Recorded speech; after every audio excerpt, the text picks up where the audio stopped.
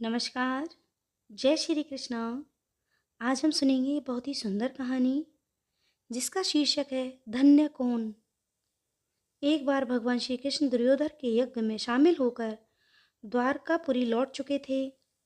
समुद्र के मध्य में स्थित द्वारकापुरी अमरावती के सदृश शोभा दे रही थी। उसका वैभव इंद्र की स्वर्णपुरी के वैभव को भी लज्जित कर रहा था। उसकी छटा के सामने इंद्रपुरी की छटा भी लजा रही थी। उसके यश और प्रताप का गौरव पृथ्वी पर चारों ओर गूंज रहा था। साधारण नृपतियों की तो बात ही क्या, द्वारका के वैभव को देखकर स्वयं इंद्रराज के मन में भी ईर्ष्या उत्पन्न हुआ करती थी। एक बार पृथ्वी के सैकड़ों नृपति द्वारकापुरी की छटा और उसके वैभव को देखने के लिए वहां आए। द्वारकाधीश की ओर से सभी नृपतियों का आदर सत्कार किया गया और उनके निवास के लिए समुचित व्यवस्था की गई। मध्याह्न का समय था। राजसभा में सभी नृपतियों के मध्य स्वर्ण सिंहासन पर भगवान श्री कृष्ण शोभायमान थे। वे ऐसे ज्ञात हो रहे थे मानो देवताओं के मध्य में प्रजापति ब्रह्मा शोभा दे रहे हों। सहसा आकाश बादलों से आच्छन्न हो उठा। गंभीर गर्जना होने लगी और रह रहकर बिजली भी चमकने लगी। ऐसा ज्ञात होने लगा मानो प्रलय होने वाली है। राज्यसभा में बैठे नृपतिगण विस्मित और भयभीत होकर आकाश की ओर रह रहकर देखने लगे।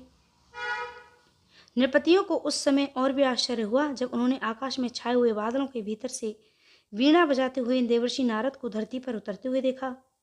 नृपतिगण विस्मय भरे नेत्रों से नारद जी की ओर देखने लगे। नारद ने राजसभा के मध्य में उतरकर भक्ति पूर्वक भगवान श्री कृष्ण को प्रणाम किया और विनित भाव के साथ कहा, प्रभु आप धन्य हैं। सभी विभूतियों के साथ आपकी शोभा अभूतपूर्व है। नारद जी की बात सुनकर भगवान श्री कृष्ण मुस्कुरा उठे। उन्होंने कहा, हाँ नारद, मैं धन्य हूँ और सभी विभूतियों के साथ मेरी शोभा अपूर्व है। यह सुनकर नारद जी हर्ष से गदगद हो उठे।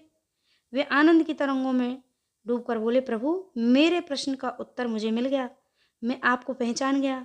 आपके दर्शन से कृतकृत्य हो गया। अब मैं जा रहा हूँ। राजसभा में बैठे हुए नृपतिगण आश्चर्यचकित हो गए। उन्होंने नारद और श्री कृष्ण को ओर देखते हुए कहा, द्वारकाधीश, नारद ने क्या कहा और आपने क्या उत्तर दिया, हमारी समझ में नहीं आया। हमें नारद और अपनी वास्तविक अर्थ को समझाने की कृपा करें। भगवान श्री कृष्ण ने वास्तविकता तो आपको स्वयं नारद जी ही समझाएंगे। यह कहकर भगवान श्री कृष्ण ने नारद की ओर देखा। नारद अपनी और भगवान श्री कृष्ण की बात का वास्तविक अर्थ नृपतियों को समझाने लगे। नृपतिगण नारद की ओर देखते हुए बड़े ध्यान से उनकी बात सुनने लगे। नारद जी बताने लगे, प्रभात के पश्चात का समय था। सूर्य की स्वर्णिम किरणें धरती पर खेल रही थी। मैं गंगा के तट पर विचरण कर रहा था। मेरी दृष्टि एक विशाल कूर्म पर पड़ी जो गंगा के पवित्र जल में डुबकियां लगा रहा था। मैंने कूर्म के पास जाकर उससे कहा, तू धन्य है जो दिन रात गंगा के पवित्र जल में डुबकियां लगाया करता है। गंगा के जल में डुबकियां लगाने के कारण तू देवताओं के समान पवित्र है। मेरी बात सुनकर कूर्म बोल उठा, देवर्षि, मैं धन्य नहीं हूँ। धन्य तो वह गंगा है जिसके जल में हमारे जैसे लख लख जीव निवास करते हैं। कूर्म की बात सुनकर मैं गंगा के समक्ष उपस्थित हुआ। मैंने गंगा से कहा, देवसर्य गंगे, तुम धन्य हो। तुम लाखों लाख जीवों को अपने जल में स्थान देकर उन्हें संजीवनी प्रदान करती हो। मेरे कथन को सुनकर गंगा बोली, देवर्षि, मैं धन्य नहीं हूँ। धन्य तो वह समुद्र है जो मेरी जैसी सैकड़ों सरिताओं को धारण करता है। मैं समुद्र के समक्ष उपस्थित हुआ। मैंने समुद्र से कहा, सरिताओं के स्वामी आप धन्य हैं। आप सैकड़ों सरिताओं को अपने भीतर स्थान देकर उनके जीवन को कृतार्थ करते हैं। मेरी बात सुनकर समुद्र बोला, देवर्षि, मैं धन्य नहीं हूँ। धन्य तो वह मेदिनी है जो हमारे जैसे बहुत से समुद्रों को ऊपर उठाए हुए है। मैंने मेदिनी के समक्ष उपस्थित होकर उससे कहा, वसुंधरे, तुम धन्य हो। तुम बहुत से समुद्रों को धारण करके उन्हें गौरव प्रदान करती हो। मेदिनी ने उत्तर दिया, नारद, मैं धन्य नहीं हूँ। धन्य तो है वह पर्वत जो मुझे धारण करने के कारण भूधर कहलाते हैं। मैंने पर्वतों के समक्ष उपस्थित होकर उनसे कहा, पर्वतों आप धन्य हैं। आप मेदिनी को धारण करके उसको मनोरथ सफल बनाते हैं। पर्वतों ने कहा, देवर्षि, हम धन्य नहीं हैं। धन्य तो प्रजापति ब्रह्मा हैं जिन्होंने सृष्टि की रचना की।